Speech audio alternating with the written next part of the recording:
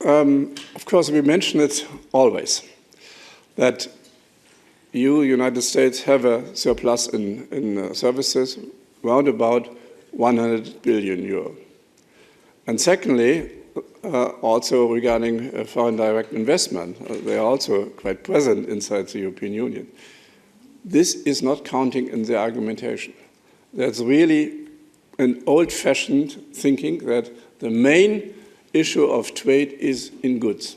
This is, of course, not the truth anymore, but personally, I'm really thinking that's really a mercantile thinking which perhaps was working 200 years ago, but the world has changed. But this is not recognized. In this 30 pages, you will see that mainly it is focused on goods, so that US goods or some agriculture goods are not possible to enter the European market because our strong standards for consumer protections and not allowing hormone in beef production and so on.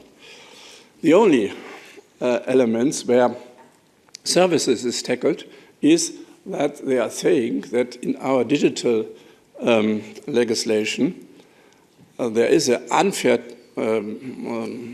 situation towards US companies because they were more under the control of this legislation than European companies. That's the only part where services were mentioned. So that's the thinking of the United States. That's not wrong, not right. So the thinking of, let's say, the main people in the White House.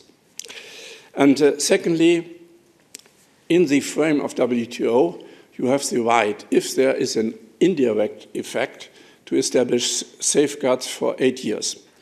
And we did it under Trump 1 for steel.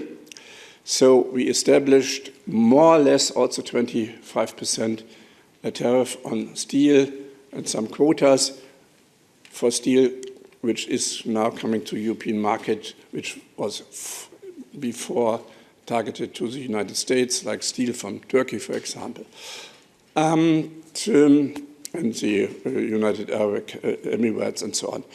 And we have to look what effect the new tariffs will have and which products might be falling under a safeguard as well. This is a little bit complicated, but it is possible.